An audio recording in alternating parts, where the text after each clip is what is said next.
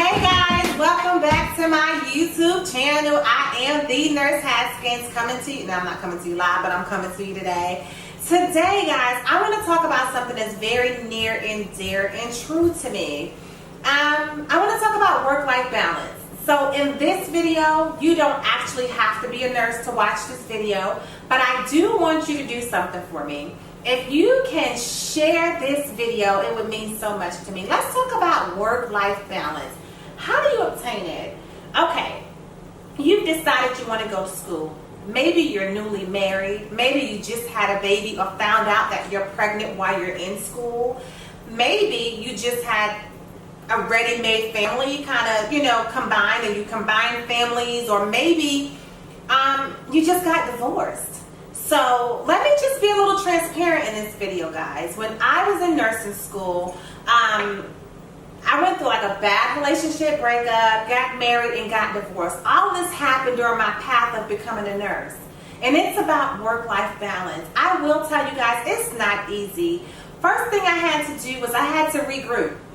So with that being said, I took a semester off.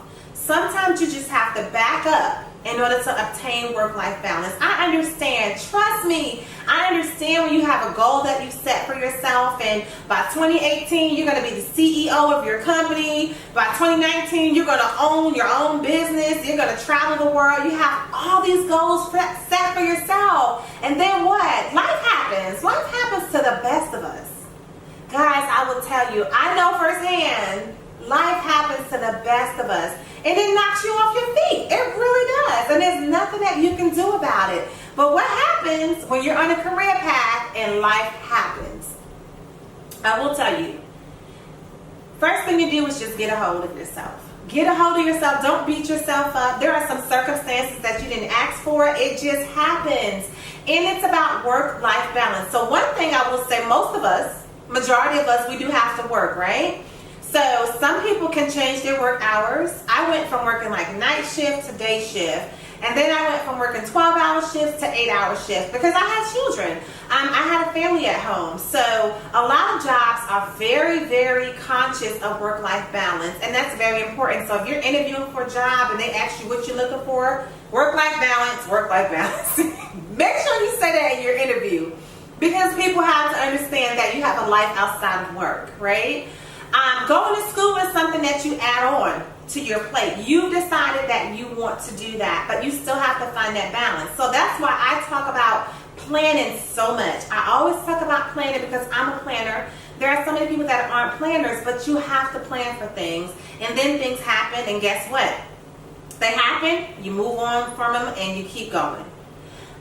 So with work-life balance, I would say get a schedule, a work schedule that works for you, a school schedule that works for you. And when I say school, there are some classes that you can take online.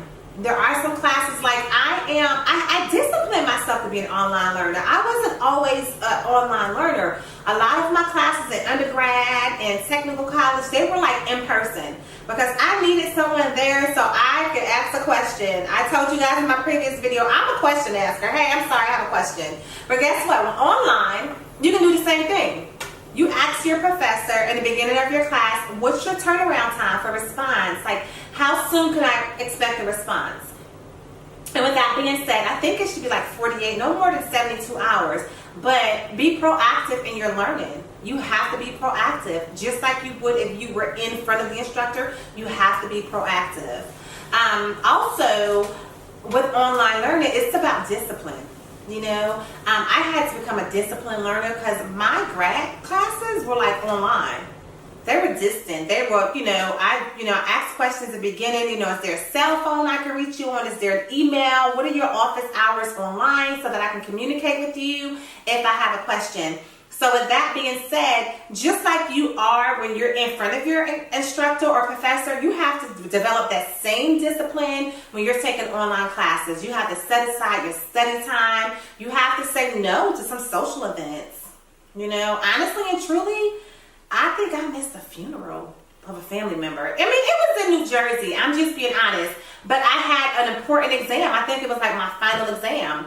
And I had to sacrifice. And I'm going to the extreme with that. But I'm being honest with you because that's what it takes. Like, I missed a lot of social events I couldn't attend because I had like a schedule set up where I needed to have an exam. I knew what my exam was. I knew I hadn't studied enough. I knew that I needed to take this exam by 12 midnight or the exam was going to close. Now let me just share some with you guys. I remember emailing my instructor online and I was just like, hey, I tried to do the exam and it went open for me. And he was like, Miss Haskins, you clicked on the exam and you closed yourself out. And I was like, oh my God. So don't try to get away with things because they have it set up where they can see how much time you've invested in logging on to your classes and how much time you spent. Like, I'm just being honest because I think I went to an event or something. I was just like, oh my God, I have to get home and take my exam by midnight. And I didn't do it. Like, I was just like, I'm going to fail. So I tried to act like I had like opened the exam and there was like a glitch or something. He was like, no, you closed the exam out. So just saying all that to say, in my transparency, be honest with yourself about your discipline when you're doing online classes and when you're setting yourself on a study schedule. Each morning I got up and I dedicated that first hour, no TV. I didn't touch my phone. I didn't log on to Facebook or Instagram. I was not concerned about what you were doing for the first hour of my waking time. I studied while everyone in the house was sleeping. I studied for that first hour. And then I kind of took another hour out of the day and just like, okay, from 5 to 6, I'm going to study again. So you have to set yourself on that type of schedule. It's about work-life balance.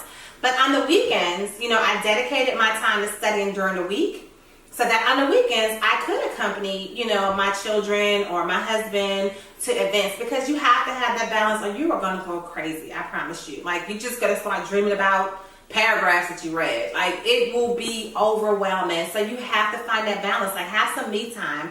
And to this day, I will tell you guys, I have a pamper me day that I do once every 2 weeks. I do nails, hair, toes, everything. And guess what? Because I earned it. I study and I work hard. So pamper yourself. If it's a massage once a month, like, you have to find that de-stressor. Like, whatever works for you, you make it happen for you. Cater to yourself. Pamper yourself. It's a mental release as well. So it kind of allows you to release all that stress and you release those endorphins so that you can build back up for the next week. You need that as well. Saying all that to say, it's about work-life balance, and in the end, success will be near. You guys, thank you so much for tuning in. I really appreciate your feedback, your dedication, and subscribing to my YouTube channel. I am the Nurse Haskins. You guys have an awesome day.